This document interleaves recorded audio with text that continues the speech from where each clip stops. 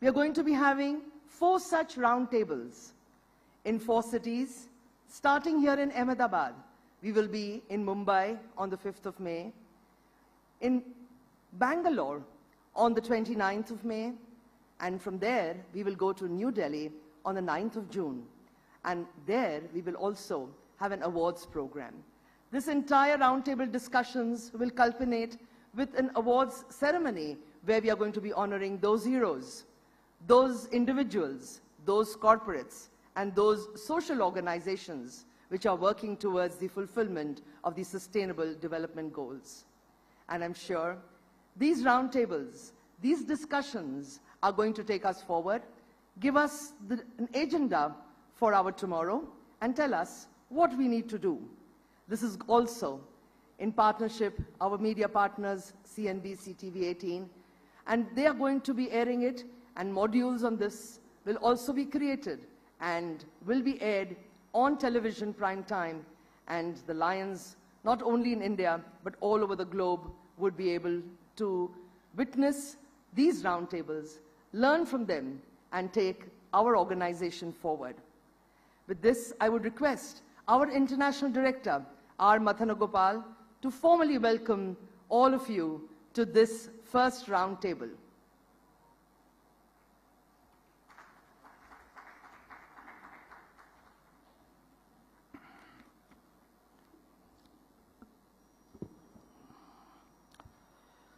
Good evening and namaste.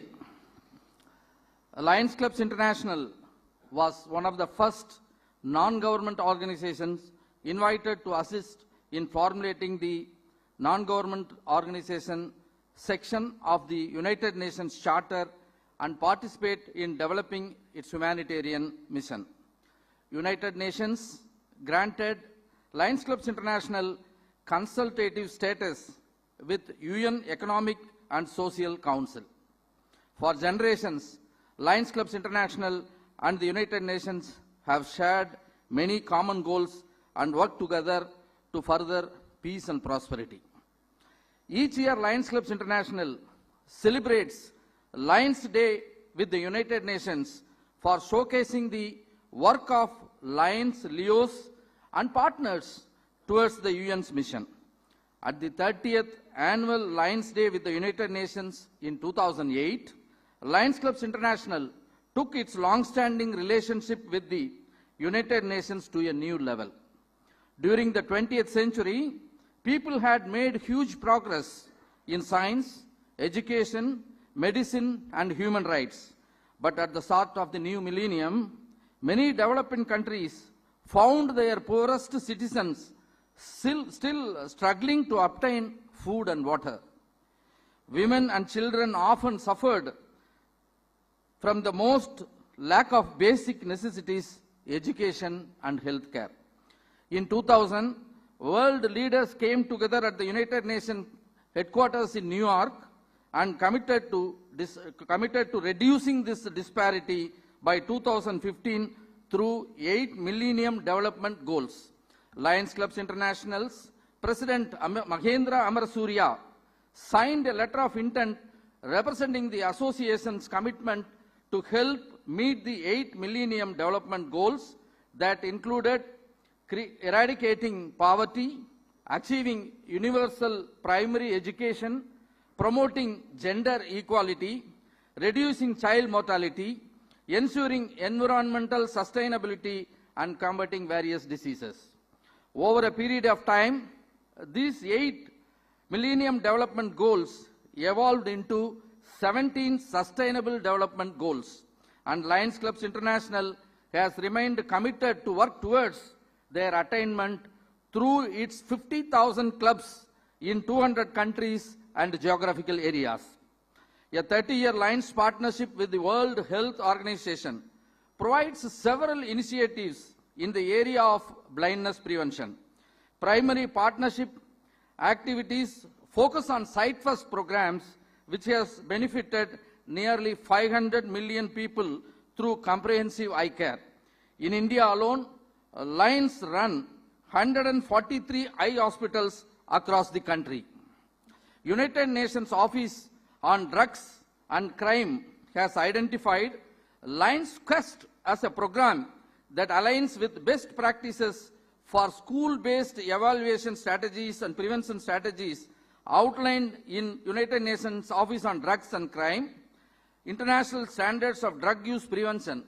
In India alone, millions of children have benefited through the school-based programs. It may not be possible to announce the comprehensive list of activities of Lions Clubs in India. Let it suffice to say that Lions Clubs in India run 165 schools, 21 schools for special needs children, 64 vocational training centers, 43 blood banks, 143 eye hospitals, 117 vision projects, 61 dialysis centers, other hospitals 55, and 46 feeding projects. Just to quote a few of the projects that contribute to the attainment of the Sustainable Development Goals related to wellness, education and health. Lions have been supporting the educations for children through scholarships. We have also been fighting to combat poverty through skill development in Lions vocational training centers for youth and women and through micro-loans for women. This year, Lions in India launched the largest e-waste awareness and collection drive in over 200 towns and cities. Local governments and various other social organizations joined in this effort, leading to creating an ecosystem that prevents child abuse, environmental degradation, and health hazards. Through its collaboration with the Measles and Rubella Partnership and Gavi, Lions have funded the purchase of more than 110 million doses of measles and measles rubella vaccine. We welcome you all to this roundtable, which we believe will provide us with the next steps forward. In India, LCI supported Indian Lions social mobilization and advocacy activities during the multi-year measles rubella campaign that took place in all Indian states and union territories and aimed to vaccinate over 400 million children. Lions run programs for midday meals, provides nutritious meals free of cost or at highly subsidized rates through their network of clubs. During the period April 2020 to June 2021, Lions Clubs provided over 10 million meals during the peak COVID-19 days. Our commitment stems out from motto "We Serve" and our belief that where there is a need, there is a lion, and we serve the world in need. Looking forward to thought-provoking discussions that would help Lions Clubs frame policies for future program.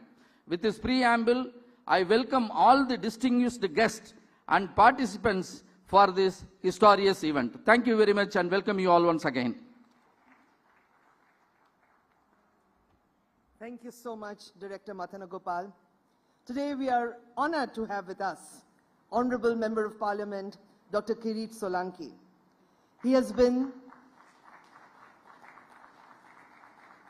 elected as a Member of Parliament 3 times from Ahmedabad West. He is a chairperson, the Committee on Welfare of Scheduled Castes and Scheduled Tribes, member of the Standing Committee on Finance, member Consultative Committee, Ministry of Environment, Forest and Climate Change, and most importantly, what really matters is that he was awardee the Dr. B.C. Roy Award, which is something phenomenal. Dr. Kirit Premjibai Solanki, we are extremely happy to have you here with us today, and may I request Past International Director Praveen Chajjar to please escort our esteemed guest to the stage.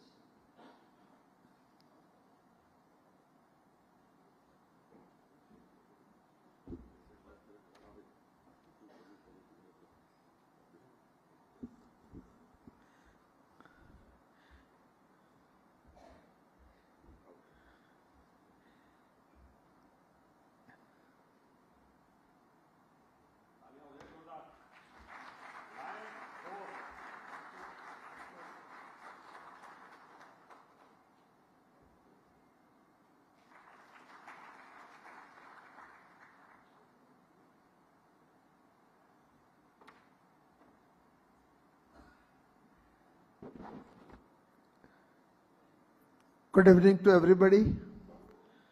आज Lions international की ओर से जो corporate community and sustainable agenda for today and for the better tomorrow इस round table में मुझे बहुत ही हर्ष होता है. I am feeling really proud that I am being invited bye all of you for such a very important discussion and that also the discussion on sustainable development goals.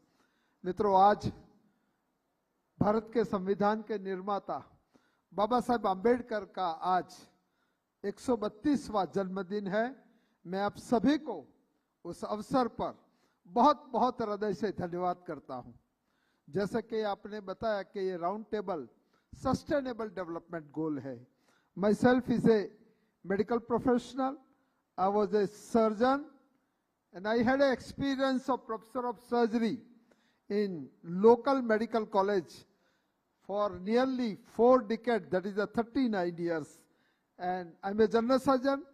My area of interest is surgical gastroenterology, और जहाँ तक minimal assess surgery यानी कि laparoscopic surgery की बात है, मैं I'm a laparoscopic surgeon, और मेरा सौभाग्य रहा है कि गुजरात में और अहमदाबाद में लेप्रोस्कोपिक सर्जरी को इंट्रोड्यूस करने में मेरा भी कुछ योगदान रहा है. इसी शब्दों के साथ मैं प्रधानमंत्री और गुजरात के सपूत श्री नरेंद्र भाई मोदी जी 2009 में अहमदाबाद की 2 लोकसभा में से 3 बनी, और एक अहमदाबाद पश्चिम, अहमदाबाद पूर्व और गांधीनगर बनी.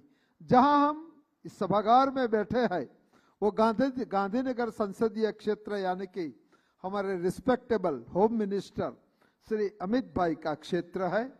मेरा क्षेत्र उससे आगे आता है. नदी की इस ओर 1 विधानसभा है और नदी की उस ओर 6 विधानसभा है. I am representing 7 assembly constituency and all constituency are the urban constituency. So उस वक्त I'm a passion for surgery. I had a passion for surgery. I love surgery. और I was an academician. मगर I was a practicing surgeon as a honorary surgeon. मैं गरीबों के बीच में practice करता था. और 2009 की जब ये सीट बनी तब हमारे यशस्वी प्रधानमंत्री उस वक्त He was a chief minister of Gujarat, और उन्होंने हमें टिकट दिया. और तब से लेके आज तक 3 टर्म से मैं अहमदाबाद पश्चिम संसदीय क्षेत्र का मैं प्रतिनिधित्व करता हूं. मैं समझता हूं कि इसमें आप सभी का भी आशीर्वाद है. शायद श्रेणिक में यहाँ बैठे हैं वो मेरे संसदीय क्षेत्र में नहीं है, मगर उनका आशीर्वाद भी होता होगा. इसी वजह से मैं देश की सबसे बड़ी पंचायत यानी कि लोकसभा में मैं चुन कर जा रहा. जहां तक नरेंद्र भाई मोदी जी का सवाल है, मेरा ये बहुत ही सौभाग्य रहा है कि नरेंद्र भाई मोदी जी 2014 में देश के प्रधानमंत्री बने. मैं समझता हूं कि सिर्फ मेरा सौभाग्य नहीं, पूरे देश के 140 करोड़ लोगों का सौभाग्य रहा कि नरेंद्र भाई जैसे विजनरी व्यक्ति देश के प्रधानमंत्री बने. और जहां तक एसडीजी गोल, सस्टेनेबल डेवलपमेंट गोल का सवाल है, द पॉवर्टी के बारे में जो पहला गोल है उसके बारे में मैं बहुत विनम्रता से मगर मैं दावे से कह सकता हूं कि पॉवर्टी जो नाबूद करने के लिए नरेंद्र भाई की सरकार 9 साल से नरेंद्र भाई मोदी जी की सरकार है. और इस सरकार में मैं कोई पॉलिटिकल बात नहीं कर रहा हूं, मगर आप देश के सभी नागरिकों को यह महसूस हो रहा है कि हाँ, मेरा देश बदल रहा है. और जहां तक बीपीएल फैमिलीज का सवाल है, नरेंद्र भाई मोदी जी की सरकार की यह उपलब्धि रही है कि बीपीएल फैमिली जो पहले हुआ करती थी 2014 से पहले, उसमें 50% का कमी आई है और 50% बीपीएल फैमिली कम हुआ है. ये नरेंद्र मोदी जी की सरकार है. हंगर की जो आपने बात की, हंगर के बारे में जो इस प्रकार से बीपीएल से दूर होते हो तो अपने आप में हंगर समाप्त होती है। मगर हमने एक ऐसी महामारी देखी, मेरा 50 साल का मेडिकल प्रोफेशन का मेरी कैरियर रही है, और हमने उसमें कई सारी बीमारियां देखी है, मगर कई सारा पेंडेमिक देखा है, हमने महामारी देखी है। मगर इस बार हमने कोविड-19 के रूप में जो महामारी देखी, मैं समझता हूं कि ये बहुत ही अप्रत्याशित थी और इसका बहुत ही कॉम्प्लिकेटेड थी। उसमें लोगों के लिए हमारा इंफ्रास्ट्रक्चर, हेल्थ इंफ्रास्ट्रक्चर अन्य देशों की तुलना में इतना अच्छा नहीं था। फिर भी मोदी जी ने जिस प्रकार से कार्य किया, और इसमें हंगर के बारे में बताऊं, 80,000 करोड़ लोगों को जब महामारी आती है, जब लॉकडाउन इंपोज किया जाता है, तो लोगों की आय कम हो जाती है, उनकी इनकम समाप्त हो जाती है, और ये कुछ हफ्तों या महीनों तक समाप्त होती है। नरेंद्र मोदी जी की सरकार ने 80,000 लोगों को जो निःशुल्क राशन देके जो हंगर की बात को समाप्त किया है, मैं समझता हूं कि बहुत बड़ा एक कार्यक्रम था और ये मोदी जी की सरकार ने किया था। हेल्थ की बात करें, सस्टेनेबल डेवलपमेंट, तो कोरोना की ही बात ले लो। हम जब लोग कई मानो के स्मॉल पॉक्स की बीमारी आती थी, महामारी आती थी, या अन्य कोई महामारी आती थी, जापानीज एन्सेफेलाइटिस और कोई भी आती थी, हम दवाई के लिए और वैक्सीन के लिए विदेश की ओर हम अपनी नजरें दौड़ाते थे। और मुझे पता है कि कई वैक्सीन करीबन 45 साल के बाद आया भारत में, कई वैक्सीन 30 साल, 25 साल, 20 साल, 15 साल के बाद भारत में आया था, और वो भी विदेश की धरती पे बना हुआ वैक्सीन आया था। नरेंद्र भाई मोदी जी ने जिस प्रकार से लीडरशिप प्रोवाइड की, जिस प्रकार से उन्होंने वैज्ञानिकों को एनकरेज किया, जिस प्रकार से उन्होंने डॉक्टरों को जो वॉरियर्स के रूप में उनको बोलकर एनकरेज किया। कई लोग बोलते थे कि थाली बजाओ, ताली बजाओ, ये थाली बजाने से कोरोना भाग जाता नहीं है, मगर डॉक्टरों और हेल्थ कर्मियों का, पैरामेडिकल स्टाफ का, सिक्योरिटी स्टाफ का, जो हॉस्पिटल में सफाई कर्मी है, उनका हौसला बढ़ाने के लिए ये बात सब की गई थी। और मैं दावे के साथ कहता हूं कि देश में 2 टीके बने, और 2 टीके यही देश में बने, और करीबन 220 करोड़ लोगों को आज टीका लग गया है। बहुत ही दुर्गम क्षेत्रों में टीका लगना, बहुत ही सुदूर के जंगलों में टीका लगना, पर्वतों पे टीका लगना, ये कोई छोटी बात नहीं है। आज अमेरिका हो, आज चाइना हो, दोबारा वहां जो लॉकडाउन लगाने की बातें हो रही है, भारत में हम और आप बिना मास्क बैठे हैं। मैं समझता हूं कि बहुत बड़ी उपलब्धि है, और हेल्थ केयर में जो मोदी जी की जो सफलता रही है, बहुत ही कोरोना में बहुत ही अच्छी सफलता रही है।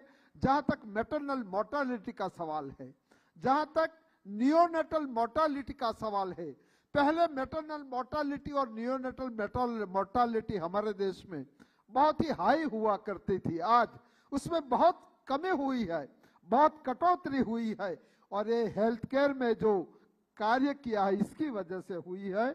और मैं स्वयं डॉक्टर हूं तो मैं इसका महसूस भी कर सकता हूं। पूरे देश में 220 करोड़ लोगों को टीका देना, मैंने स्वयं 3 टीके लिया है, because I am a senior citizen, तो मैंने 2 टीका तो लेना ही था, मगर जो बूस्टर डोज जिसको हम कहते हैं वो भी टीका लिया है। और आप में से भी मैं दावे के साथ कहता हूं कि कई लोगों ने वहां टीका भी लिया होगा। जहां तक ट्यूबरकुलोसिस का सवाल है, करीबन हर सालाना 12 लाख से ज्यादा मरीज ट्यूबरकुलोसिस की वजह से मर जाते हैं, और कई लोग एमडीआर में कन्वर्ट होते हैं। अब जानते होंगे कि MDR is multi drug resistant. Tuberculosis की बीमारी में आपको ज्यादा एक साथ ड्रग आपको एम्प्लॉय करना पड़ता है। वर्ल्ड हेल्थ ऑर्गेनाइजेशन ने घोषणा की कि हम 2030 तक विश्व में से ट्यूबरकुलोसिस को समाप्त करेंगे। मुझे फक्र इस बात का है कि नरेंद्र भाई मोदी जी ने वहां घोषणा की कि हम भारत में 5 साल पहले विश्व के जो है 2025 में हम ट्यूबरकुलोसिस को समाप्त करेंगे। और आज जिस गति से ट्यूबरकुलोसिस को समाप्त करने के लिए कार्य होता है, मैं समझता हूं बहुत ही बेहतरीन कार्य होता है। और मुझे पूरा यकीन है कि ट्यूबरकुलोसिस जो एक असाध्य बीमारी मानी जा, असाध्य तो है ही नहीं, इट वॉज ए क्योरेबल, मगर वो लंबे समय पर लोग लेते नहीं थे, इसकी वजह से जो ये बीमारी डिफिकल्ट चैलेंजिंग थी। आज ट्यूबरकुलोसिस को 2025 तक हम उसको भारत में से समाप्त करने की स्थिति के नजदीक आ चुके हैं। मैं समझता हूं कि बहुत ही बड़ी है। जहां तक क्लाइमेट चेंज का सवाल है, जहां तक जलवायु परिवर्तन का सवाल है, हमारे देश में प्रधानमंत्री जी ने उस वक्त कहा पूरे देश के लोग, पूरे विश्व के लोगों को, कि जलवायु परिवर्तन जो बिगड़ा है, जो क्लाइमेट चेंज जो बिगड़ा है, उसमें अगर सबसे बड़ी किसी की भूमिका रही है, अगर सबसे बड़ी किसी की नेगेटिव भूमिका रही है, तो इससे वो डेवलप कंट्री की रही है, चाहे वो अमेरिका हो, चाहे वो इंग्लैंड हो, चाहे वो जापान, फ्रांस और चाइना हो, उनकी रही है। और उन्होंने किया कि आप लोगों को you have to contribute more, because हमारा उसमें बहुत ही मिनिमम रोल रहा है। मगर जहां तक कार्बन एमिशन का सवाल है, पेरिस समिट में नरेंद्र भाई ने घोषणा की कि हम 0% कार्बन एमिशन 2070 तक हम लाएंगे। मैं समझता हूं कि बहुत बड़ी घोषणा है और उस पर बहुत तेजी से और बहुत ही सख्ताई से काम हो रहा है इस सरकार के द्वारा। तो जहां तक एसडीजी गोल का सवाल है, जेंडर इक्वालिटी के बारे में बोलूं तो महिलाओं के लिए जिस प्रकार से जेंडर इक्वालिटी के बारे में आज जो बात चल रही है, आज भी कुछ कमियां हैं, कुछ चैलेंजेस है, मगर जिस गति से हम उस पाथ पे आगे बढ़ रहे हैं, मैं समझता हूं कि बहुत ही है। जहां तक सस्टेनेबल डेवलपमेंट गोल का है, तो पूरे विश्व में उसका आकलन किया गया, मगर भारत का आकलन अगर देखो तो करीबन 57% हमने सस्टेनेबल डेवलपमेंट गोल को अचीव किया है। मैं समझता हूं कि 50% से करीबन 60% के नजदीक एसडीजी गोल को अचीव करना अपने आप में भारत जैसे देश के लिए एक बहुत बड़ी सिद्धि है। आप लोग लायंस के लोग जिस प्रकार से काम करते हैं, मैंने बहुत करीब से देखा है। मैंने आपका हॉस्पिटल ऑर्गेनाइज में जो ऑप्थेल्मिक हॉस्पिटल है वो भी देखा है, और I have seen so many programmes of lions. मैं लायंस के सभी हमारे भाइयों को यहाँ इंटरनेशनल लेवल के आप प्रतिनिधित्व करते हैं, मैं आपको सलाम करता हूं। और मैं आई अप्रिशिएट योर जो सोशल सर्विस को मैं अप्रिशिएट करता हूं। मगर मेरा आप सभी से एक अनुरोध है कि हमारी एक्टिविटी, कुछ गरीब पिछली पंक्ति में बैठे हुए लोग हैं, जो गरीब लोग हैं, जो पहुंच के बाहर है, उनके तक भी हमारी एक्टिविटी हो। आप निश्चित रूप से वो एक्टिविटी करते हैं, मगर फोकस उन गरीबों के बीच में किया जाए जहां तक कि हम इंक्लूसिव डेवलपमेंट कर सके। आज आपने मुझे बुलाया है और आज का दिन मेरे लिए बहुत हेक्टिक दिन है। मैंने बोला था कि मैं कुछ मिनटों के लिए आपके बीच में बोल सकूंगा, तो मैं अपने ओर से जितना हो मैं बोल चुका हूं। मैं आप सभी से प्रार्थना करता हूं कि मुझे दूसरा एक संघ का आरएसएस का कार्यक्रम है, वो कार्यक्रम शुरू हो गया है, तो आप लोग मुझे वहां जाने के लिए परमिट करें। इसी शब्दों के साथ आप सभी का बहुत बहुत धन्यवाद। आप सभी के साथ मुझे जो आज इंटरेक्शन करने का जो मौका मिला, इसके लिए भी मैं आप सभी का हृदय से बहुत बहुत धन्यवाद करता हूं। और मैं आपको ओपन इनविटेशन भी देता हूं कि देश का जहां से संचालन होता है, देश जहां से गवर्न होता है, we are all members of parliament are the law makers. Hello, जहां कानून बनता है, मानो कि जीएसटी कानून तो पार्लियामेंट में पारित हुआ है, देश का संविधान सेंट्रल हॉल में सुपुर्द किया गया था। इट्स वहां आना अपने आप में एक बड़ी चीज होती है। मैं आप सभी को निमंत्रित करता हूं कि अगर आप दिल्ली आओगे, अगर कोई ग्रुप में दिल्ली आओगे और मुझे कुछ दिन पहले अगर आप बताओगे, तो मैं अवश्य आपको पार्लियामेंट हाउस में ले जाऊंगा। अभी तो नरेंद्र मोदी जी ने नया पार्लियामेंट हाउस बनाया है, वहां भी हम ले जाएंगे, आपके फोटो पड़ेंगे और मेरा पार्लियामेंट हाउस में Being a chairman of parliamentary committee, I have a office in Parliament House also. वहाँ आपको स्नैक्स और चाय भी पिलाऊंगा। इसी शब्दों के साथ आप सभी का बहुत बहुत धन्यवाद, और मुझे बुलाकर बात करने का जो मौका मिला और मेरा जो सम्मान किया गया, इसके लिए भी मैं आप सभी का बहुत बहुत धन्यवाद करता हूं। भारत माता की जय।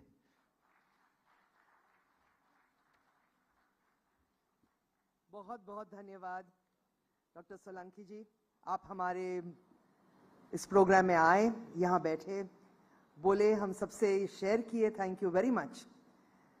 हमारा ऑर्गेनाइजेशन 1917 में बना, आज 107 साल, और हमारी इस ऑर्गेनाइजेशन की खासियत ये है कि हमारी लीडरशिप हर साल चेंज होती है। हमारे इंटरनेशनल प्रेसिडेंट, हम 200 देश में हैं, और हमारे इंटरनेशनल प्रेसिडेंट कोई भी देश से हो सकते हैं।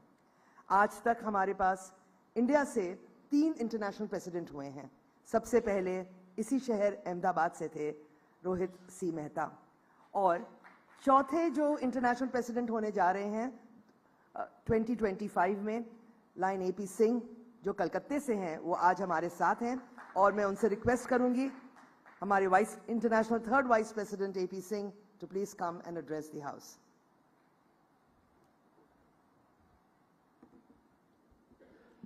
Good evening, my friends. Distinguished panelists, and most importantly, हमारे सांसद सोलंकी जी, आपका बहुत बहुत शुक्रिया that you came, you shared your views with us.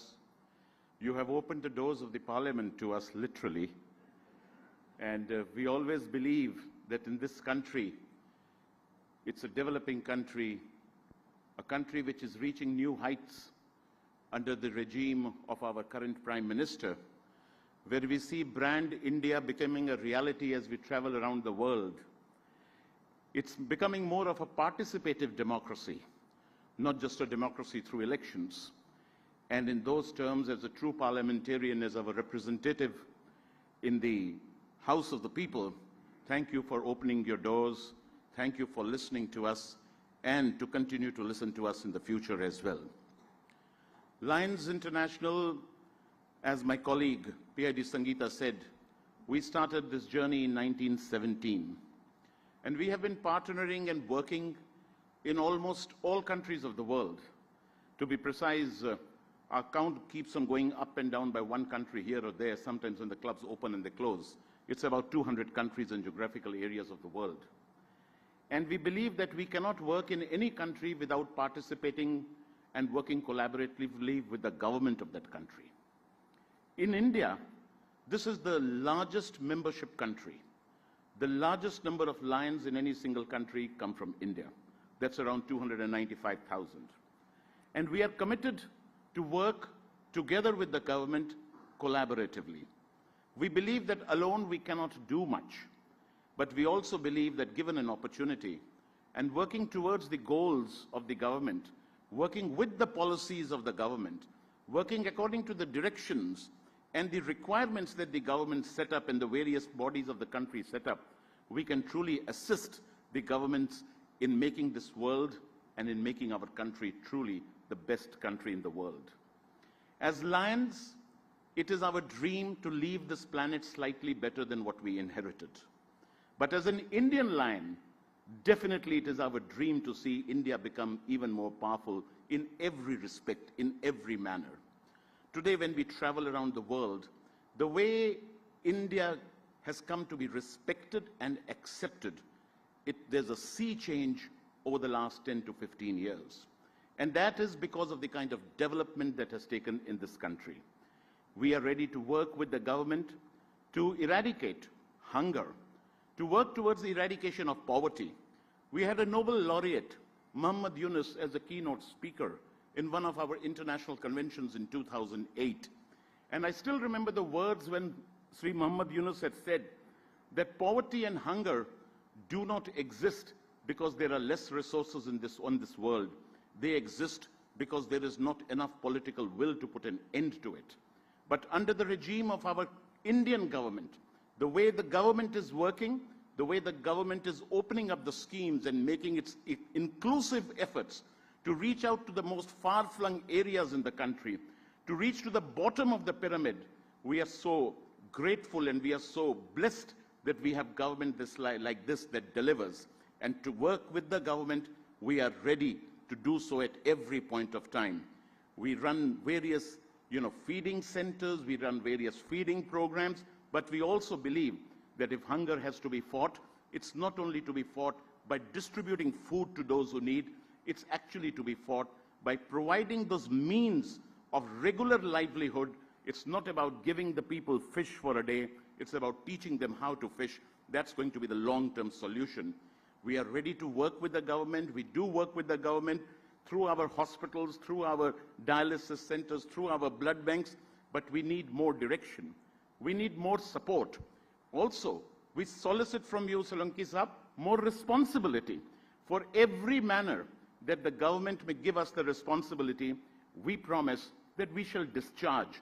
Because our membership base is 295,000 successful individuals coming from all parts of the country, every state, every union territory, individuals who have been successful in their own lives, whatever they are doing, and they believe that they must pay back to the community.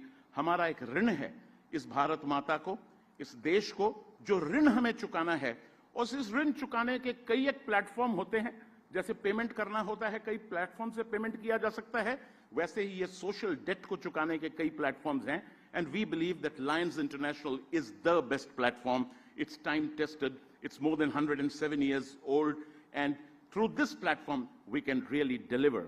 So sir, we are there to work with you. We are there to work for the climate programs, as we spoke about the e-waste program, which we have been working with.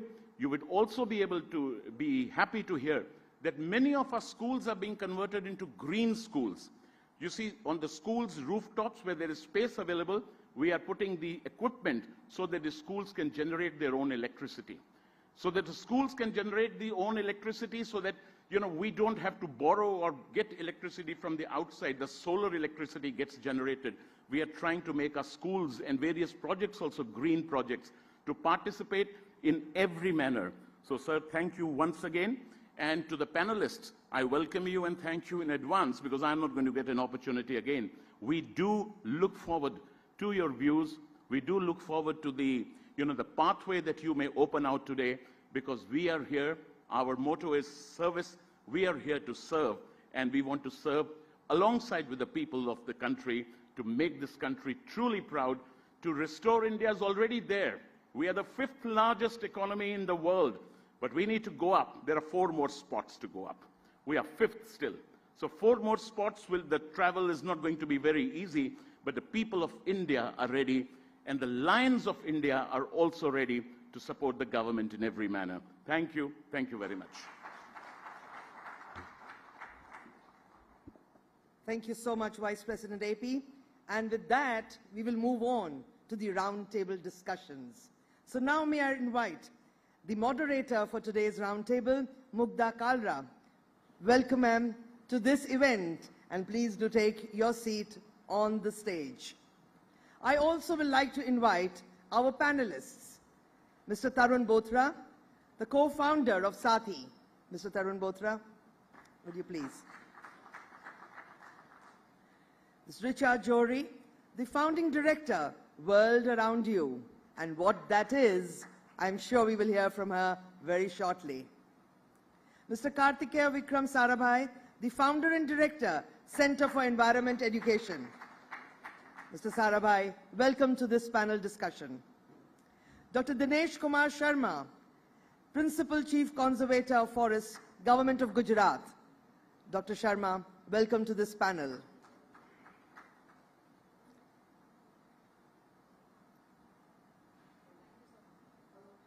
Thank you so much, Minister.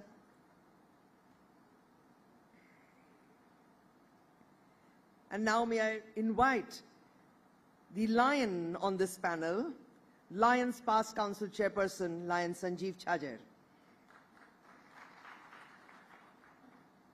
And with that, I'm going to hand over the proceedings of this evening to our moderator, Mugdha ji.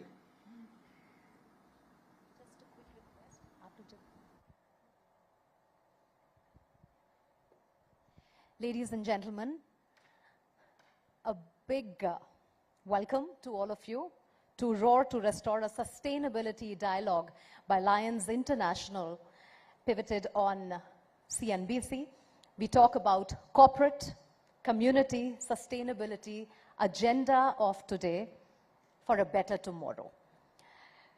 We talk today about an important issue, which is no doubt being spoken about everywhere, rather passionately.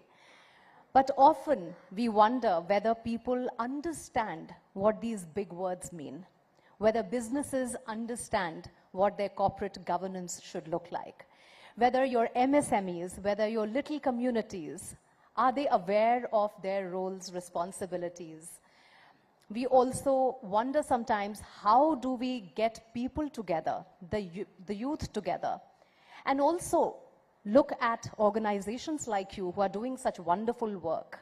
And as Mr. Singh said, you come with a commitment to do something for the country, to do something for society. You're all doing so well in your fields, and now you have chosen to give back by coming to these platforms. Where do we start from? What is the awareness like? What should be our priorities? What is inclusive development? I have a stellar panel with me today who is going to be talking more than me. This was my introduction, which is why मैंने थोड़ा ज़्यादा time ले लिया है. लेकिन एक और मैं आपसे request करूँगी, if you have your questions, please keep them ready. We will have a quick Q&A round if time allows us. And I'm going to hope that I'm doing a good job of doing the questioning, but there's always room for more questions. So please do write them and hand it over to us, and we will take them towards the end of the program. With that, let's talk about community, sustainability. What does the future hold for us? Let me first bring Tarun in, primarily because he's doing some fascinating work with Sathi. How did the journey start? When we talk about climate change, when we talk about environment, when we talk about inclusive development, sometimes we don't know what to prioritize. Kahan se shuru kare, right? Tell us about your experience and how important is awareness of all these big words at the moment, or do you think we are already at a place where we know everything?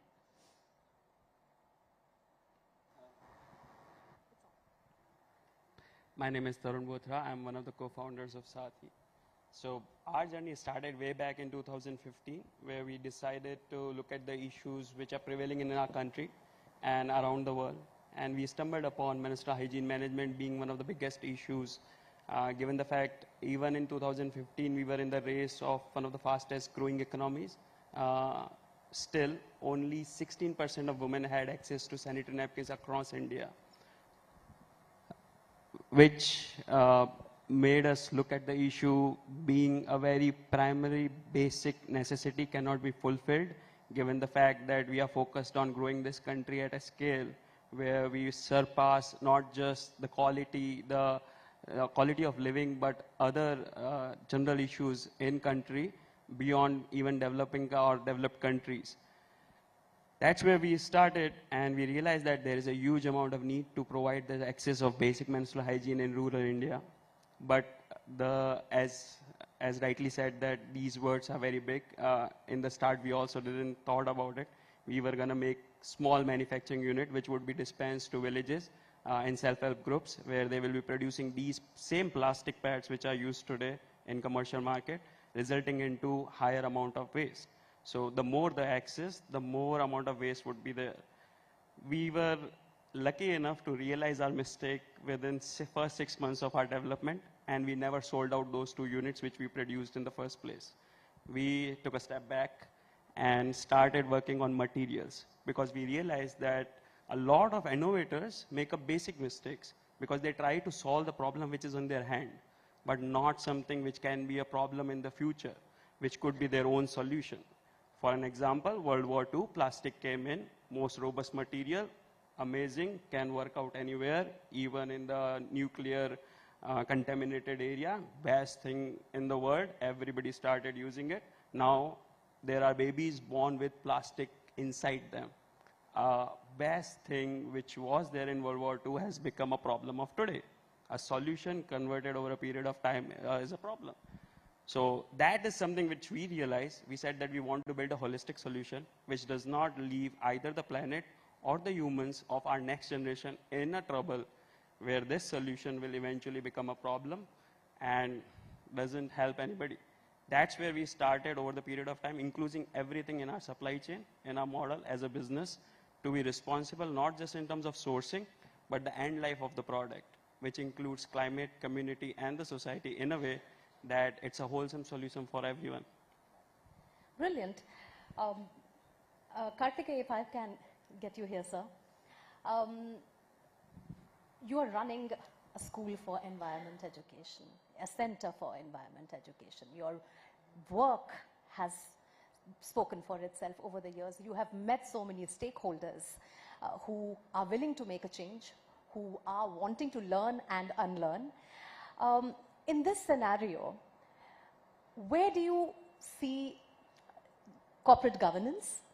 Do you see a will from the corporate houses to actually move from talking beyond the ESG goals and actually doing something? Do you think they have the bandwidth at the moment? If we have to get all of this together, who are going to be the stakeholders?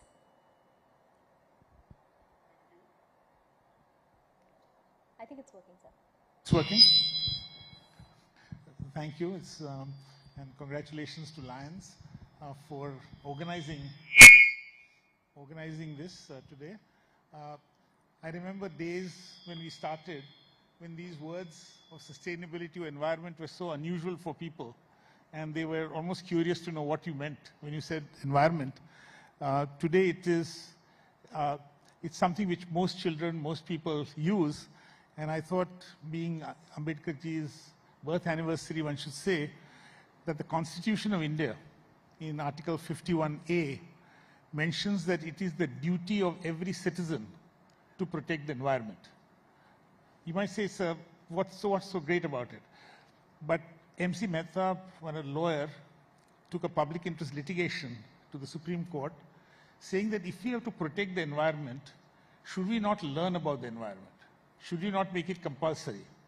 So India became the first country in the world to make environmental education a compulsory subject at every level of formal education. It is an incredible thing. In India, we take it for granted. And that goes to the sort of thinking in the Constitution. You know, in many cases, people talk about the rights-based approach. What is our rights? In India, we talk about duties and rights. And it's a very different thing. And I think the spirit of Lions is duty and rights. It is not a rights-based organization. It's the organization which is started by saying what we can give. And Mr. Singh mentioned it in his thing, and hopefully your leadership 2 years down the line will bring this message of India to the world. We started, Madam, in '84. So when you say way back, I say way back in a different sense. But in '84 was the year when the Ministry of Environment was being formed at Delhi. And we argued somewhat that unless education, communication, public awareness becomes an integral part of India's strategy, you cannot transform India just by making good laws or by bringing in great products. People have to change. People have to learn. People have to do things. And it's not a subject which you can do just through passing a law, because each and every citizen needs to act to protect the environment. Every one of us, when we even throw things out, do we put it in the right can? Do we care for the dignity of the person who's going to pick it up? So that was the background. And our institute is really, most of you are again welcome. It's at the next hill from here. But we started as an all-India institute looking at how do we impact in partnership with people like Lions. And I have in the past interacted with Lions. I think one of the first ones which we did was a slogan called Lions for Lions. At that time we were just telling Lions members that there are more Lions Club than Lions at Gir. And I think, why don't we really act and do something? Your question was about the corporates. And it is clearly understood that unless the way we manufacture, the way we produce, the way we distribute, the way we sell, and the way we throw away, and Richa is here, will tell you about a wonderful thing she is doing with pens, for instance. That's a small thing, but how it brings out that attention on that detail is all very important. We look at nature, and I ask children often, what is the one thing you don't see in nature? And they think about it, and they say, they don't know, but they say waste. In a forest, Sharmaji is here, in a forest there is no waste. There is no concept of waste. Everything which is thrown away by one becomes an input to something else. It is a total circular system. We are now slowly learning from nature and saying circularity is the way to go forward. Circular economy has become the word.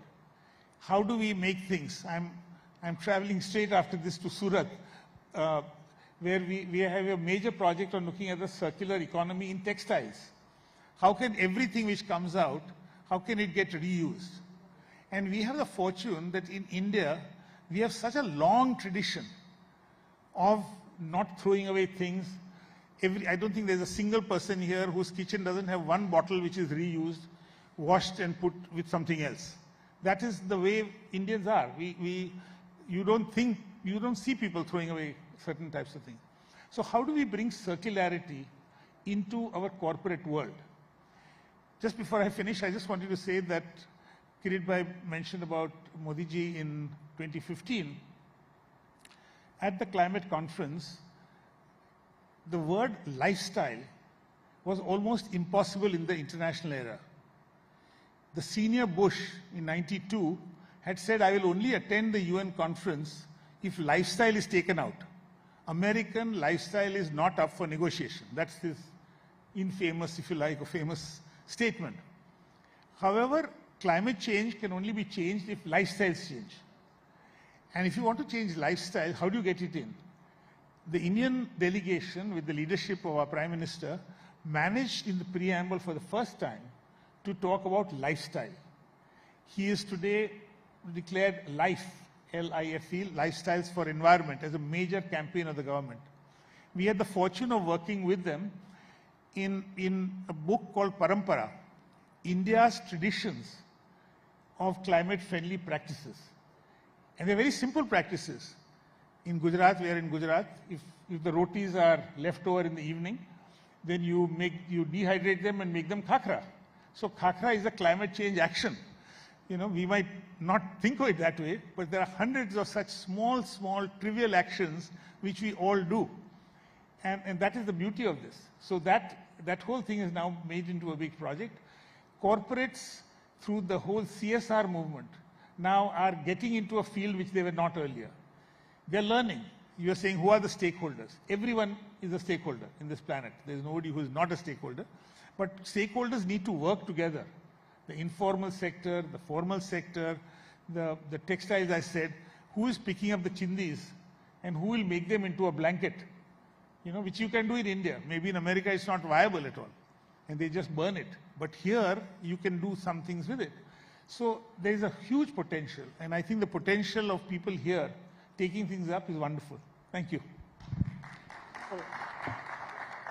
You spoke about collaboration, you spoke about education, you spoke about how we need to take the agenda to schools, to colleges, to also make people aware of what they have already been practicing. So we have had circular economy of sorts running in our own households. You know, I remember there used to be memes and jokes about how Indians recycle and repurpose everything, but now that is the buzzword. Yeah, every child is talking about recycle, repurpose, reuse. And we already have had so many traditions, so many home practices that we were following, and now it's just about recognizing them and being more aware of it. And one of the things that awareness points out to is the role of the young, the role of children, the role of youth, and how this generation needs to come already with this agenda clearly a part of their DNA and blueprint. And a lot of initiatives are running. like yours, Richa, and I want to speak about that. This generation is very woke, right? And they want to be organized about their lives. They want to be committed to work with companies that are following those agendas. At least उनके पास एक language पहले से है. उनको direction देने की बात है. Richa, you work with the young. Your organization is doing a lot of work in this field. Tell us about that. And also, what have been the few challenges when you talk about sustainability to young and to other stakeholders? Good evening, everybody. Namaste. Thank you, Mugdha. I'm quite nervous here on this panel for the reason that I'm sharing the stage with one of the gurus that I've been following. I was not even born when he started the organization. 15 years back, I was one among the audience listening to him. So now I'm very glad and honored to be sharing this platform.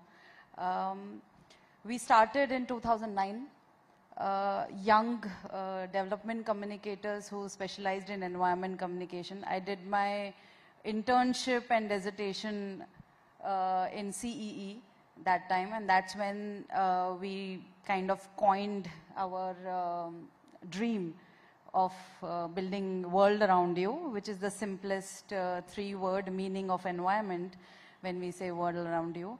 That time, it was about how can individuals from all walk of life contribute to conservation, because when conservation was spoken, it was more about experts' domain. We used to look up for organizations like CE or probably Forest Department and policymakers, the big ones who are already doing some work in education sector or in government or in Forest Department, but we never had any opportunity to contribute on individual levels.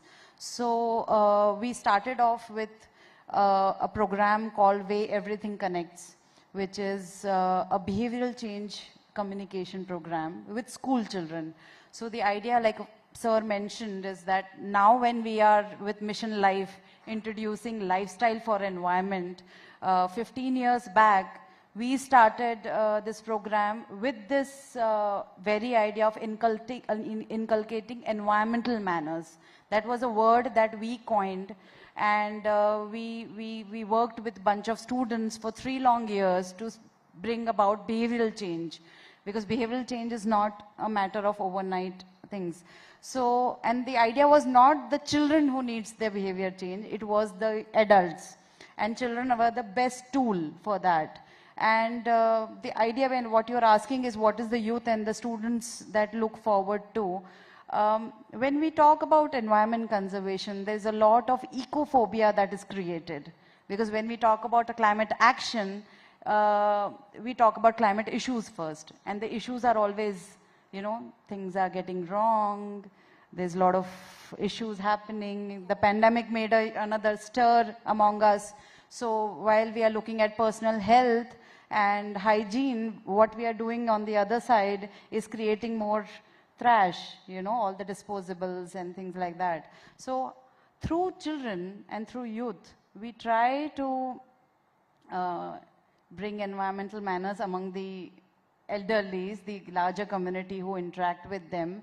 And the idea is that how to avoid ecophobia, because there are a lot of solutions, like my fellow panelists here, there are a lot of solutions available. There are a lot of people who are consciously doing a lot of stuff, yet that those solutions are not known to everybody. We need a platform, a directory where things can bring together, come together, all the solutions which can be easily adapted. Why use and throw culture has become so convenient? Because it was convenient. That is the reason why when the youth is finding water in bottles, why would they carry their own bottle? Okay, and when we start doubting water served in a glass to us, then these water bottles are more convenient. Then why would the youth think about saving the rivers? When the water is available in the bottle form, why would we save the rivers? So the question is there that whatever resources, right from a pencil that we utilize, how are we optimally utilizing is the way forward. So today's youth is more conscious on what they are using. So understanding what is the need rather than what is the want is what we do. So that's how it is. And I'm sorry if I diverted your question somewhere. You have given me a thread to take forward, Okay. which is, Rita spoke about platforms. This is a huge platform. And as I was speaking to Mr. Singh, organizations like yours are looking to collaborate with people who are doing the good work, who require that support, who require those means, and of course, and then taking the youth together, the children together, awareness missions and programs. And I feel that the climate is right for speaking to them about things because they are very agile and they absorb and they are looking at a world from a very different view. So right now, if we do that due diligence, I think we are already raising a community or raising a generation which is far more aware of what needs to be done. But that brings me to you, Mr. Sharma, that there is a classic dilemma, which is you have development on one side, there are for-profit companies that need to work, and then there are sustainability goals. You've been working with the Forest Department, sir, and you have had deep experience working there. How does it make you feel when development is at the core of everything that the government is doing, people want to see, and obviously it will be done at the cost of deforestation? आज एक बड़ी interesting चीज जो होती है, अगर कहीं किसी को खाली जगह दिखती है तो वो कहते हैं अरे ये बड़ी अच्छी जगह, इस पे तो कुछ बनना चाहिए. क्यों बनना चाहिए उस पर? हमारा स्ट्रेट थॉट होता है कि खाली जमीन है, हरी जमीन है, बड़ी अच्छी लोकेशन है, this should be used. The classic question is, there are new cities coming up, which is requirement. There are new projects that are coming up. How do we strike the balance between conservation and development? We are the largest textile hub now, we are becoming, but textile is the biggest contributor of environment pollution. How do we strike that balance? What has been your experience? Thanks for inviting me here. I have been practicing forestry for last 37 years, being in Indian Forest Service of 85 batch. I think this is very important forum as far as conservation and climate change is concerned. I could see while entering in the hotel, I could see road to restore. I mean, this is what Lions are doing. I am used to something else. We have restored and now listening to the roars of lions in Gir forest. So if you go to the Gir forest, I used to go Gir forest and stay in the interior where nobody else is allowed, no tourist is allowed. Whole night you hear the roars of lions just sitting outside your rest houses. So this is the roars which foresters have restored over the years. You know, lion was on the brink of extinction. Number was about 19, somewhere in early 90s, 1900 somewhere. But now it is stabilized to 674. When I was PCCF and head of the forest department last year in 2020, we counted the numbers. It is 674. And the good part is, I will come to your main question, and the good part is, about 60% lions are inside the sanctuary and 40% are outside in revenue lands. And you see, communities are supporting conservation. This is the success of a program. No program can succeed unless you have support from the communities. So, social aspect is very, very important. We all take pride. We in India have about 2.4% of land mass of the world. We are supporting about 18% of population of the world. But see, still, we are having 75% of wild tiger population in India. It's very strange. you know, where pressures are so much, land resources are very limited, but we are having wild 75% population. How? You see, this is, other day Honorable Prime Minister was saying, conservation is part of our culture. So culture is part of, conservation is part of our culture. Right from the childhood, we teach our children to save water, to conserve soils, you know. So this is the thing. Now coming to the question of sustainability. What is sustainability? We have to understand sustainability. Sustainability is basically, you know, meeting our needs of present generation without compromising or without degrading the needs for the future. We can very well cut all the forests and become billionaires, but no, we have to worry about the future generations. So this is sustainability. We need not jeopardize the future of our children and grandchildren. So there comes the role of sustainability. And what is sustainable development? We need to have sustainable development, otherwise it will crumble. So sustainable development has basically three goals, three pillars. One is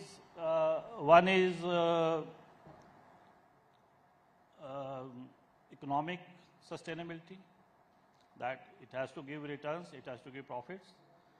Then we have social sustainability. It has to be socially responsible. Communities must get some benefit out of it. Their level should come up. And then third one is environmental stability. So we cannot have development at the cost of environment. So these are the three pillars of sustainability which we have to take care. So only then sustainable development will take place. Otherwise, one day it will come down. We all know now it is, we are holding the presidency of G20 global level. And there are so many treaties at international level, so many conventions are taking place. But the way India is moving forward in conservation and sustainability, no other country is doing that.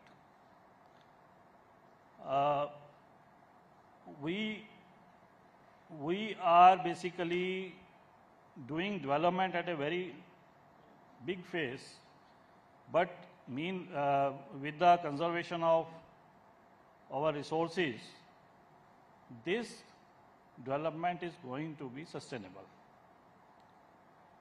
You will be surprised to learn all over the world, because I am giving this example because now in time of globalization, like logo of G20 itself is Vasudev Kutumbakam, so world is one. We cannot ignore what is happening in other part of the world. Basically, recently our COVID experience has taught us that if one part of world is affected, the whole world is affected. So we have to make hue and cry if something wrong is happening in other part. See, 5 to 10 million hectare forest area is being cleared every year over the world. If you see 5 to 10 million hectare area forest area being cleared every year on this planet, where we are going to? Whatever may be the reasons, this has to stop for making sustainable development. The World Economic Forum report says that 40,000 species are on the verge of extinction. So, the species themselves will not speak. We have to speak for themselves.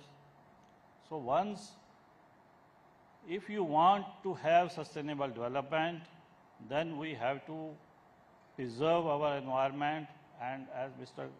Karthikeya Bhai said, the Honorable Prime Minister has given this small steps of lifestyle for environment.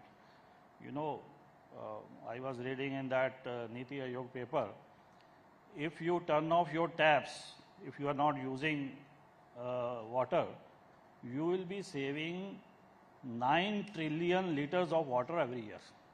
Just one small step. And if you carry cloth bag with you instead of polythene bag, you will be saving 375 million tons of plastic waste. So these are the small steps, and I think this corporate sector has a role to play here. I will just give one example. In Gujarat, we have whale shark conservation example given all over the world. Whale shark is Schedule 1 species. It comes on Gujarat coast for breeding purpose. It was being killed for certain parts, for getting liver oil. Then we started one campaign. Tata Chemicals joined with us, corporate world joined with us, communities joined with us, and religious leader Morari Bapu joined with us. And now, over a period of few years, we have saved about 1,600 whale sharks, which is Schedule 1 species. It is a world-class example of this.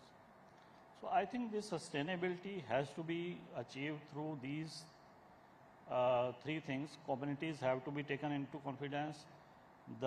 They should drive, like in Gir, we are giving benefits of ecotourism. So they should get economic benefits. So social responsibility is also there. So sustainability can be achieved with development if we take into consideration all these factors. Thank you. Great. So you spoke about role of communities, and we are sitting amidst a huge community, Lions International. Sanjeev, if I may bring you in on this particular aspect, that as a community, when we talk about these bigger asks and these bigger goals, a lot can be achieved if they come and collaborate with stakeholders. What has your experience been in the past? How easy or difficult is it to identify what are those goals that you want to align yourself with? How do you prioritize? I heard Sangeeta talk about the 4 goals, hunger, climate change, and there were 2 more, that health and education. And so take us through some of the things that you as a community are doing, and the e-waste project is also something that has been spoken about. But when we talk specifically about communities and communities of people who are already coming from a privileged place where philanthropy, where giving back to the society is one of their goals, how to better leverage that community? Thank you very much. I have 2-3 things to share with you now. Lions Club International, through its membership of more than 3 lakhs around the country, and thousands of clubs in smaller districts, towns, in the city, are doing a fantastic job on the 4 aspects what we discussed. That's the hunger, the education, the health, and the climate change. Recently, as you asked, we picked up the program of e-waste, where it was more than tons and tons of 500 tons the e-waste was being picked up, and more than 2,000 our clubs were involved. Lions Club International, if you see that road to restore, I will say that Lions Club International is responsible for that hour. We are ready to restore, and we are doing a fantastic job throughout the smallest. किरीट सोलंकी साहब कह रहे थे कि एकदम last तक जाइए, तो Lions club वो काम कर रहा है. I am very happy to share with this audience that as far as state of Gujarat or entire country is concerned, Lions Club International is respected as one of the most prestigious and respected NGOs. And a lot of small trust, they may be community-based, business trade associations, local chambers, religious body, they get associated with the Lions Club International. To give one of the smallest example, that was about a COVID-19. And Lions took the initiative of starting the Oxygen Bank from Ahmedabad. And the name Oxygen Bank was given from the city of Ahmedabad, but Lions throughout India were the part of that. But who were with them? The smallest community were associated with the Lions Club International. Lions Club International does not only work along with the smaller communities or the small organizations and NGO. I'm very happy to share with this audience that the government of Gujarat, and my experience, and my learned friends are sitting from, they are from the Maharashtra, Bengal or Delhi. Almost all the state governments take the opinion and feedback from the Lions. How should they work in Anganwadi? What should do they for the women empowerment? What should they for the child development? The government has got a budget, but they doesn't have a right system to implement their projects there where the Lions is there. Today, it's a big challenge before us, but Lions believe that nothing is impossible with us. And therefore, the big corporates had been associated with us for the CSR project. They have got the money, but they have not been, have the manpower, the right direction. And the most important, the credential and the confidence that the whatever money would be giving would be utilized for the right cause. And therefore, the Lions is over there. We're talking something about the youths. I would like to say that youths are useless. Youths are, aap has rahe hain. Youths are useless if they are used less. And therefore, in the Lions, we have got Leo clubs. They are the youths, and they are taking the responsibility and discharging the responsibility at the best level. Karthik very rightly said that. Lions doesn't believe just only the privileges. We first believe in the duty, because we believe that don't ask what a country can give for you, it's famously said, but give back to the community, and that's what we believe in. I'm very happy to share that today we have hundreds of the Lions sitting pan-India, and we are committed for the cause and the purpose of sustainable growth and development, and in days to come, we will be doing much more also. Fantastic. We talk about the privileged, we talk about the not so privileged, and then we talk about the underprivileged. And whenever we see these three stratas involved, sustainability goals are different, climate talk context is different, health is different. In fact, when we were talking about Saathi, when we talk about something like Saathi, a lot of men and women sitting in this room or in cities would not know what period poverty means, right? Tarun works with the menstrual hygiene. They make sustainable pads. How many people sitting in AC drawing rooms understand that that can be an issue for women? When you have pads and menstrual cups and all of those things available. So it is very important for the messaging to also come to the privileged that the world that you are living in is not what the rest of the world looks like. When you started this, what was the driving force? And when we talk particular about menstrual hygiene and sustainability then linked with it, what have your findings been and why this needs to be addressed? Sure. So when we started, our driving force primary was provide access, because 1 out of 6 women only had access to it, and which, as you rightly said, most likely were sitting in AC rooms. And somebody has said it very right, that till you lose something, till you don't have access to something, you don't realize the value of it. So sitting in an AC room may not, help us believe or understand that how somebody who is sitting outside in a 45 degrees Celsius temperature, a roadside vendor who is selling the same watermelon to you for just to be able to earn their daily meals, what that means to them, and then prioritize between feeding their kids or buying pads for their wives is like, because people who are privileged enough can just walk to a medical store, take out their wallets, buy it, and can still be able to make that choice because they earn enough every month. It becomes very difficult when you have to choose between food, the water you'll be able to drink, and to have more safe and hygienic periods. We have heard stories from women dying because of using a wood bark, because there was centipede present in it, just because 1.5 rupees product cannot reach to rural Jharkhand areas because they are 60, 70 kilometers away from Ranchi, with no proper road or infrastructure to be able to reach.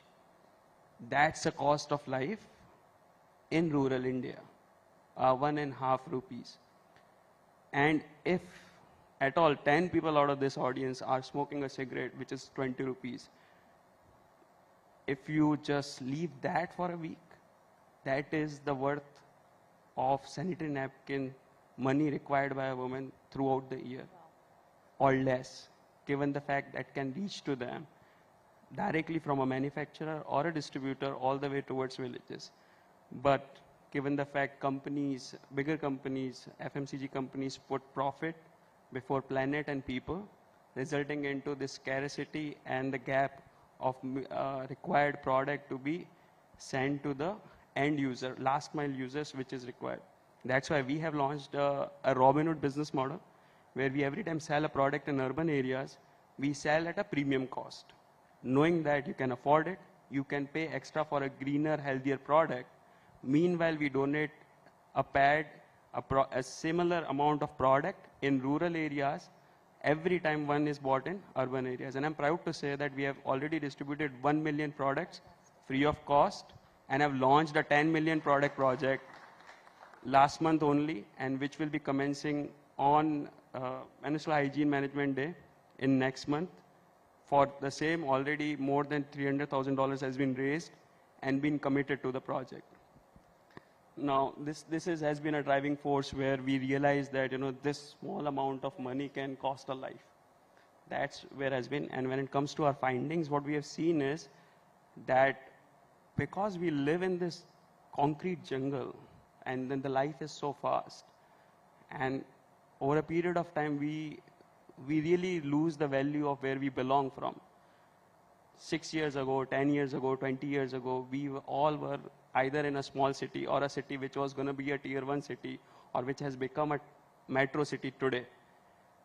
But with the fast pace, with wanting to be more, a bigger economy, and having Mercedes or other things, we forgot how important it is to save and sustain all together with the community, because if there is a excess amount of gap between two people walking along the road, this doesn't lead to anything good. Either war, more fights, civil wars, or other things which we have seen in other countries going forward. And you don't want something like that with 18% of world's population staying in a 2.4% land area. Thank you. Oh, lot of very thought-provoking facts there, and also brutal realities of where we are and what we are doing and what we need to do.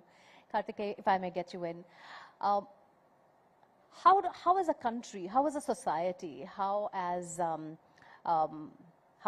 cartel or group of people, do we decide what needs to be prioritized? Agendas are so different. Climate change is at one place. Sustainability is at one place. What you are consuming on an everyday regular life basis, and how do you bring sustainability there is another thing. For people who are underprivileged, उनके मसले ही अलग हैं. जब हम एक बड़ी society की बात करते हैं, when we talk about people, when we talk about all the stakeholders, how do we know what are we going to prioritize first? So as someone who is sitting on a lot of information and data as well, it is a wide question that I'm throwing to you, a wide spectrum question, but what we need to prioritize immediately? The first thing is that we realize, as you were saying, that we are one of the fastest developing countries, which, as Mr. Sharma said, is also caring and protecting its environment. We are not eating into things. In fact, we are taking pride in whether it's tigers as a symbol or anything else. So in '92, when the Rio conference was there, we had the opportunity of helping write the India report. And what we wrote, one sentence from that, is that the challenge is not how to get there, but how not to get there. Now, what does that mean? It means that By development, we have this West, America, Japan, or whatever it is, that is the model in front. When you see a film, what does development mean? It means this. We also know by even a simple calculation that that lifestyle, if by some magic wand you could give everyone, the world would collapse tomorrow itself. Because it is totally unsustainable lifestyle. Now, the challenge is that we want to be developed and yet not developed like that. We want to be where America is trying to go, not what America has been. Yes. Now, we have this great opportunity, which is that when you are developing after so many people's experience, you can learn from that and not make the same mistake. There is an advantage to it. Dr. Sarabhai, when he was talking about putting a satellite in space to reach television, educational television, to places where there was not even a road, the people were asking, Delhi mein bhi pooch rahe the, we, America ne ye kiya hai? So the answer was, nahi kiya hai. Why have they not done it? Because they have invested so much in terrestrial cables that if they were to put up that thing, all those companies would go bust. Right. So they could not do it. But we can, what is called leapfrog, and go to something much faster than what other people can do. So you are talking about urbanization, you are talking about several others. There is a new concept today of what would a city be like.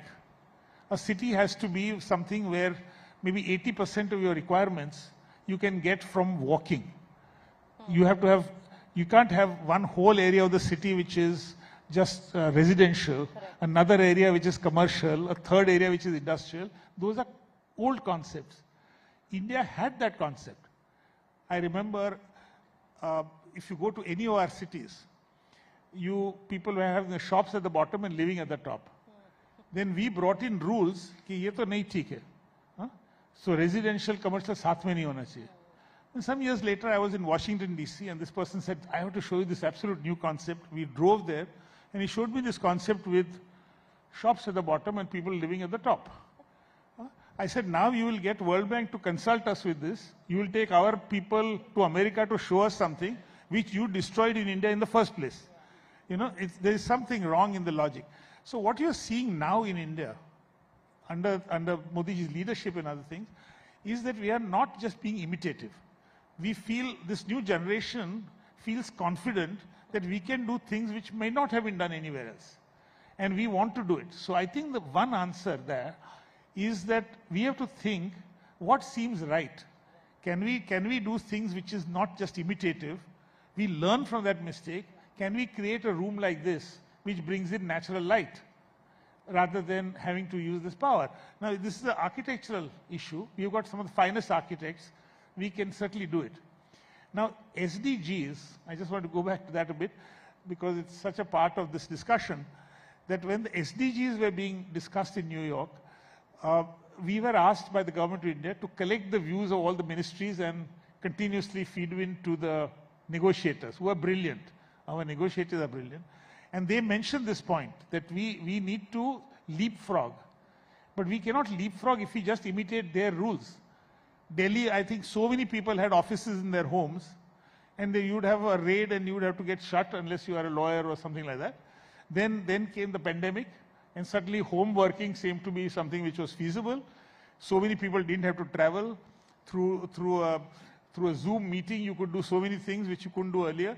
So now today, working from home has become just an ordinary thing. I mean, nobody is thinking that the new generation might not even know what or how you lived without WhatsApps. So SDGs really brought all these things together in one package. And it was never a full thing. You have, for instance, population, SDGs may discuss newer. Population, because it was too political. But if you say what is the best way of controlling population, it is SDG 4, which is education. Why is it that in 2023, every child in the world does not have money to go and do education? Why should people in India, at least we are getting somewhere, but what about Africa? What about, Philippines? What about so many other countries? So we can do this. So what we did, we have got a program called SDG Handprint Lab. Now, footprint you might have heard, it is how much we tread on the planet. a young girl in Hyderabad, 10-year-old class, they put their hand and say handprint. मैंने पूछा क्या है handprint? Handprint is हम क्या कर सकते हैं? What is it we can do? We launched it at a UNESCO International Fair. Today, there are something like 100 countries which are using the handprint, an idea which started in a primary school in India, going international. So that was the power of that idea. So what we are doing now, no, it is something which you all should feel proud that Time magazine ने 10 best ideas में ये handprint लगाया. So we got very excited. हमने देखा तो नीचे लिखा था designed by this professor at Harvard. So my people were very upset. तो उन्होंने वहाँ चिट्ठी भेजी. So he said, look, I never said I got it from you only, but they interviewed me. तो हमने तो बोल दिया कि हमने किया. So this is what happens to our ideas sometimes. But it was a very powerful Indian idea. So what we did was, we've gone to colleges and we've got a program called SDG Handprint Lab. And what they do is, a college takes a small area of the city or a rural area and selects which SDGs they want to work on, and they practice there to see SDGs in a specific land area. Now, while I was sitting here, I was thinking, कि जो हम college में कर रहे हैं, why can't we do a similar program with every Lions Club? कि every Lions Club बोलेंगे, there is a very simple methodology, कि हम एक area लेते हैं और वो area में we will apply SDGs. We will apply SDGs and we can monitor the result. And the next time the next president, just like the class changes, the next president will build on that previous one. So it is something we would love to work with you on this as a powerful idea, which we can take everywhere else. Thank you. Fantastic. All right, my human time watchers are telling me that it's time now to take question and answer session. So while you put your questions together, perhaps we can start having the closing comments as well. Anybody with a question, sir? Can we please hand him a mic?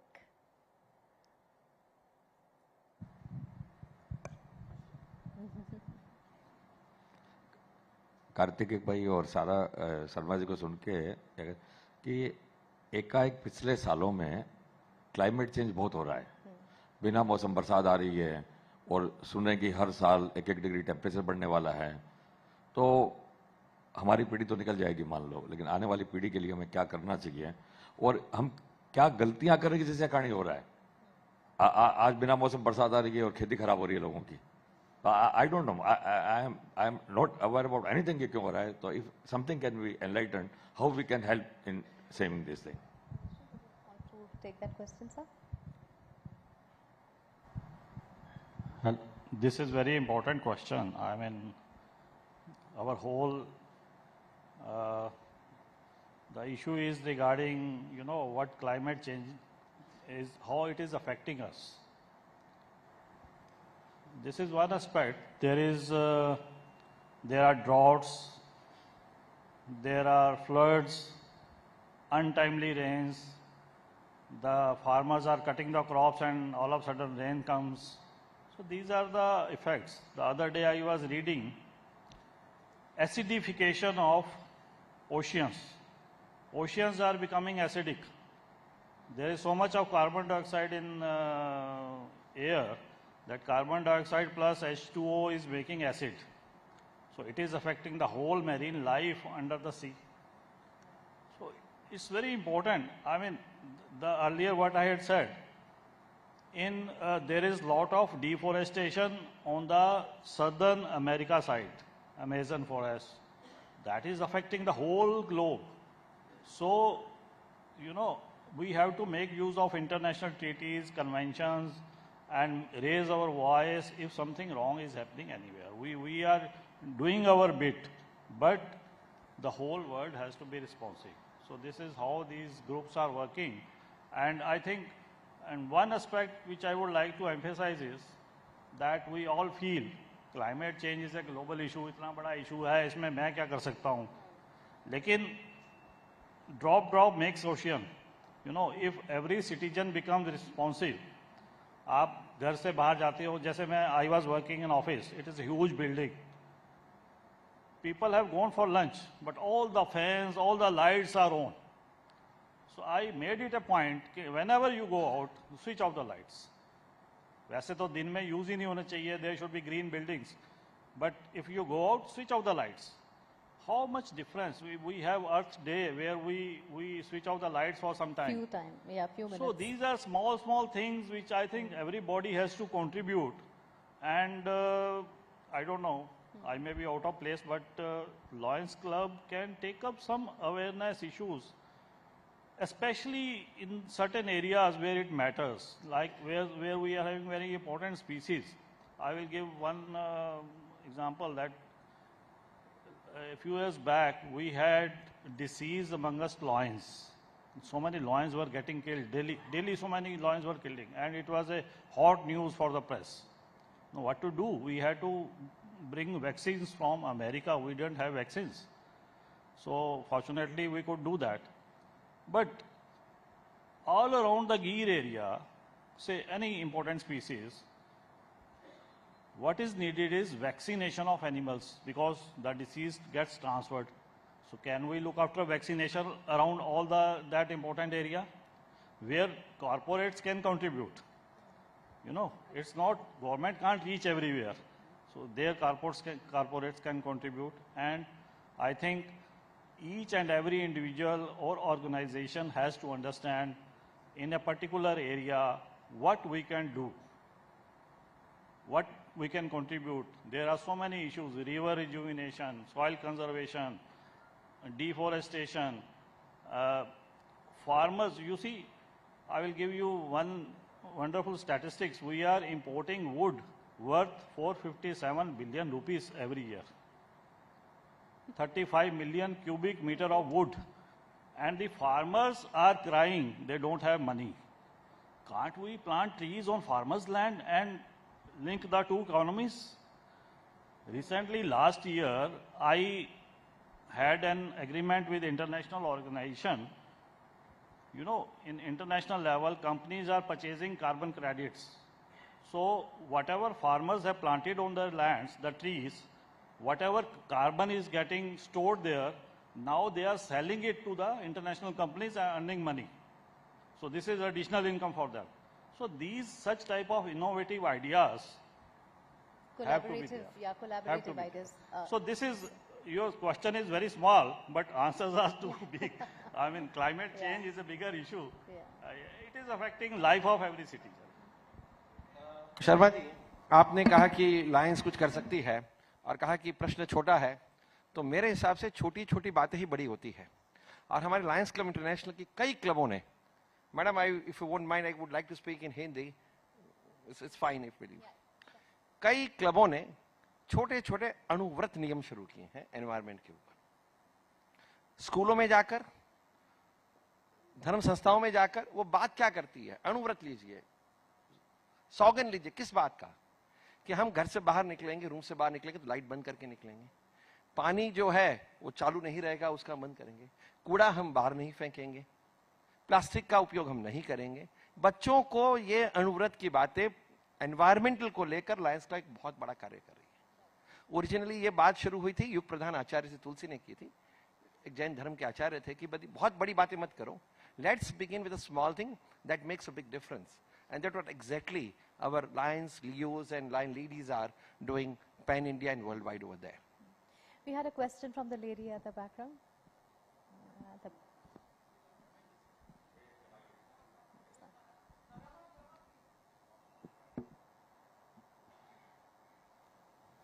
Namaskar everybody. My question is for sir.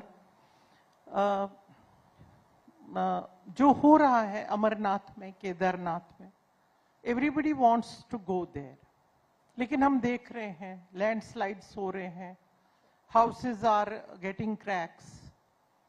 तो जैसे आप सब ने कहा कि individual responsibility है everybody to take care of environment, तो ऐसी सिचुएशन में मुझे अमरनाथ केदारनाथ जाना चाहिए?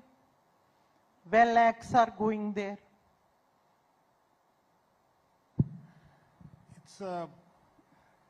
It's always a dilemma that if I don't do something alone, can that problem be mitigated? Can it be solved? Now, your guilt, of course, will not be there because you're not adding to the problem. But I would say you should go one step further. and see that, I'm sure if you go into some depth, you will see how you can improve that whole Amarnath experience. So I would say not to not go to Amarnath, but to really help in the effort of making an Amarnath tourism sustainable.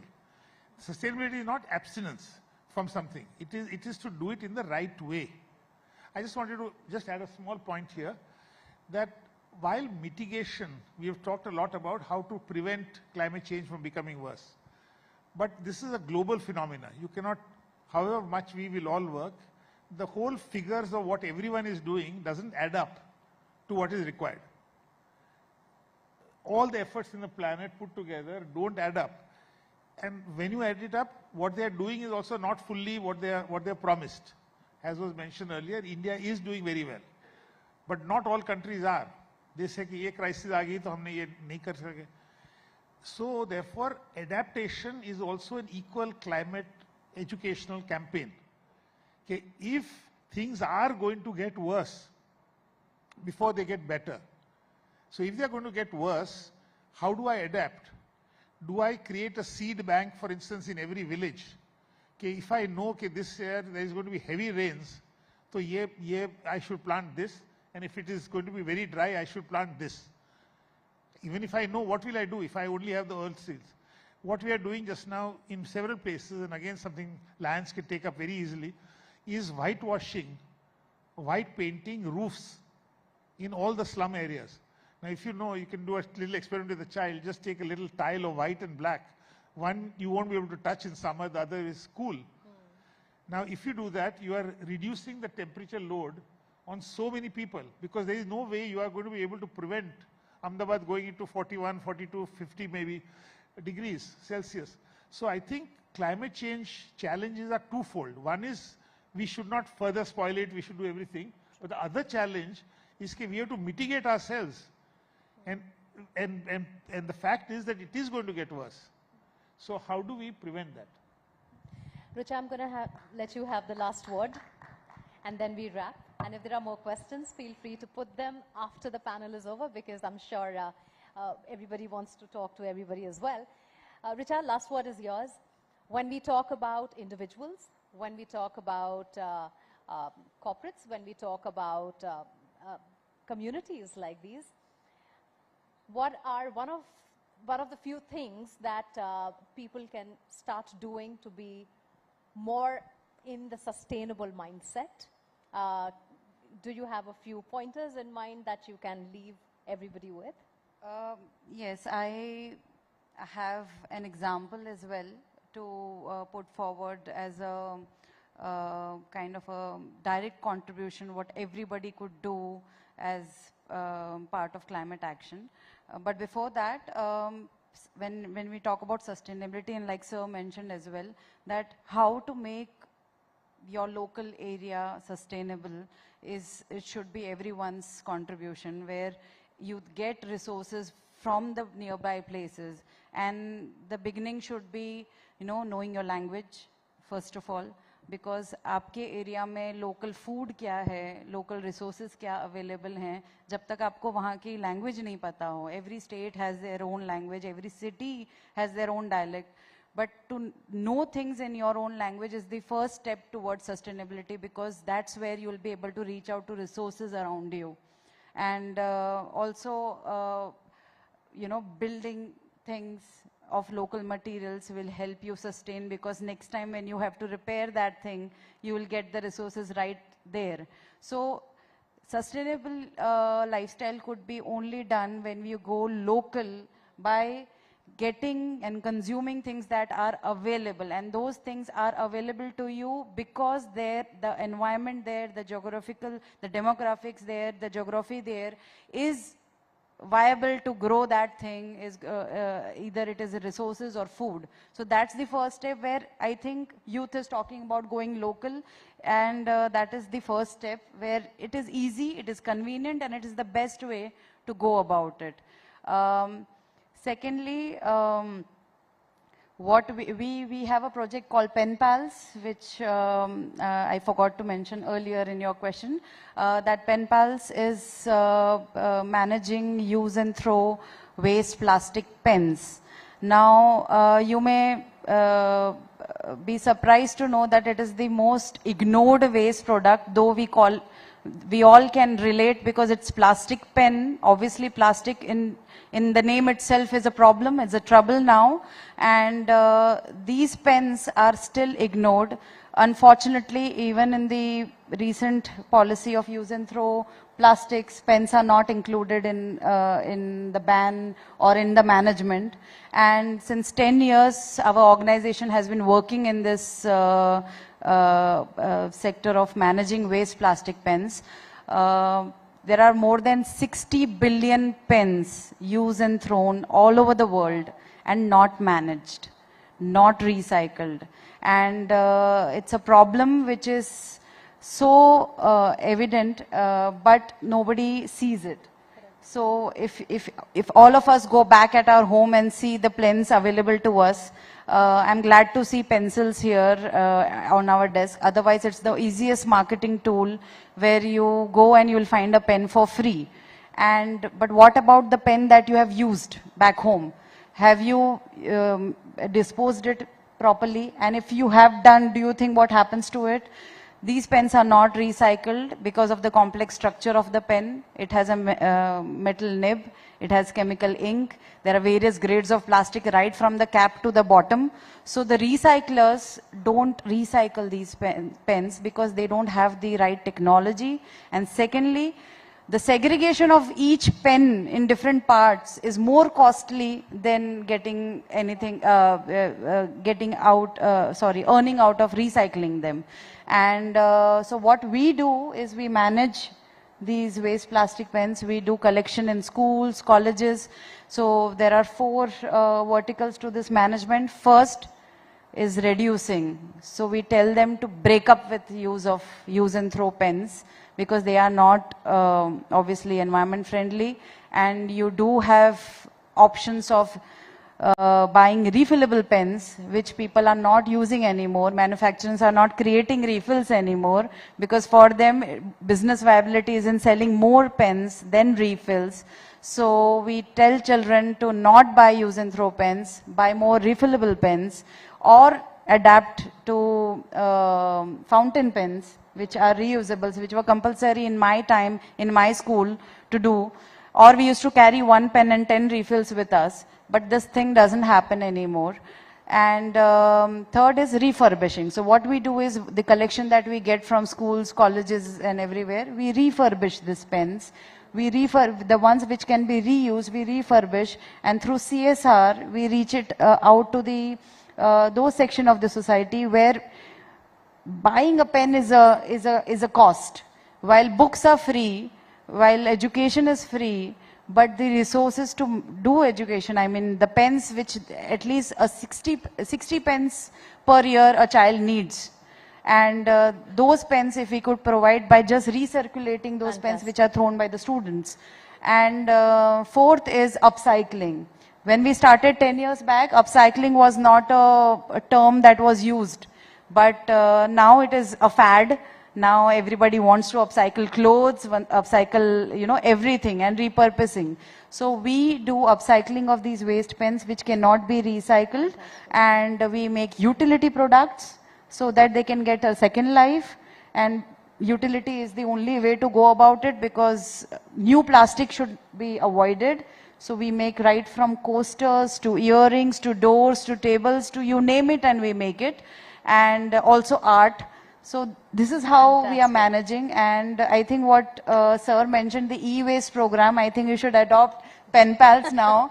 And we are going global. My co-founder, my partner Prakshal Mehta, he has been selected in IVLP program and he is just returning from US. And through that program, he has already reached out to 60 countries for this project. And many of them want to join hands with us and roll out this program there. So it is about how to manage the waste right at the source rather than, after it being disposed. Also asking yourself that question every time you buy a new product. Exactly. Can I repurpose it? Can I reuse it? Is this recyclable? Does it go back in some way to the circular economy? I think those are the questions I think one must be asking themselves today while picking up anything in life. I'm sorry, that's all the time I have. You've been a wonderful audience, and my panelists have been stellar. Thank you so much for your time and for all the insights. Sangeeta, all yours. We could have gone on, but sometimes time stops us and we know that we have to move on. But it was so very interesting. The best part was you gave us solutions which were not expensive, not really capital intensive, but which really required the networking, which I believe the Lions have aplenty. So I think the ideas that have come definitely give us that agenda. How do we go forward? And probably that makes this panel discussion so very, so very fruitful, and I'm sure it will tell us ways to go ahead. We will look forward to partnerships. We look forward, I think it's a brilliant idea. Small piece of land, how can we make it sustainable? I think that can be a fantastic partnership. Simple, collect pens. We have access to so many schools. We have access to so many individual homes. I think that can be easily done. We do run a Health for Her program in many parts of this country. And this basically is giving out sanitary napkins to those who require reusable sanitary napkins and educating them. And we would love to partner with you any way we can. And I can tell you, Dr. Sharma, that we have worked with Lions. In fact, we have a governor right sitting here. When she was a governor, remember, her slogan was Lions for Lions. And that is how we went into supported Lions, and I think that was very interesting. So thank you, each one of you. I don't have to say thank you to Sanjeev, and each one of you for spending your time, being here with us, and giving us these little brilliant ideas, which I am sure will help us make our organization stronger and make our world a much better place. May I now request our International Director, Vamsidhar Babu, please come forward, and would like you to please felicitate our speakers. Mr. Sarabhai, please.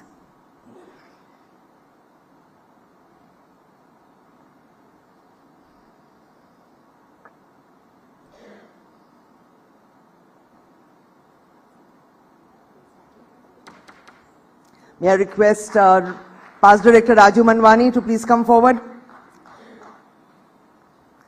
Richa Jory. Past Director Vijay Raju, if you would please come forward.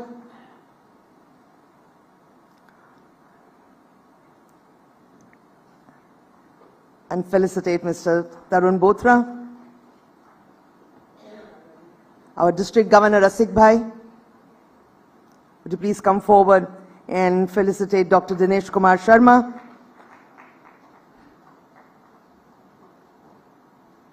Anil Bhai, if you would please come forward. For our moderator, Mugdha Ji Kalra, who did such a fantastic job. Thank you, Mugdha.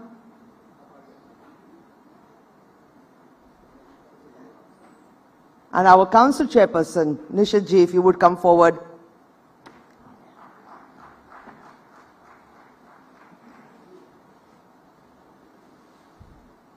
Director Vamsidhar Babu, if you would please come forward again and say thank you to our Lions past council chair, Sanjeev Chhajar.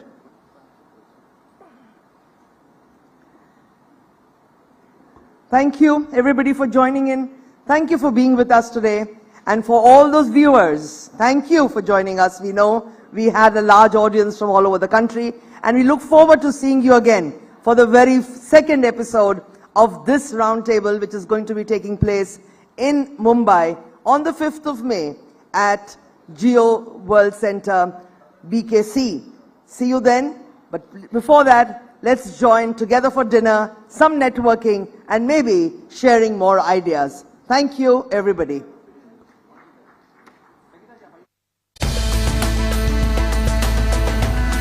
Roar to Restore. Media Partner 2023 CNBC TV18.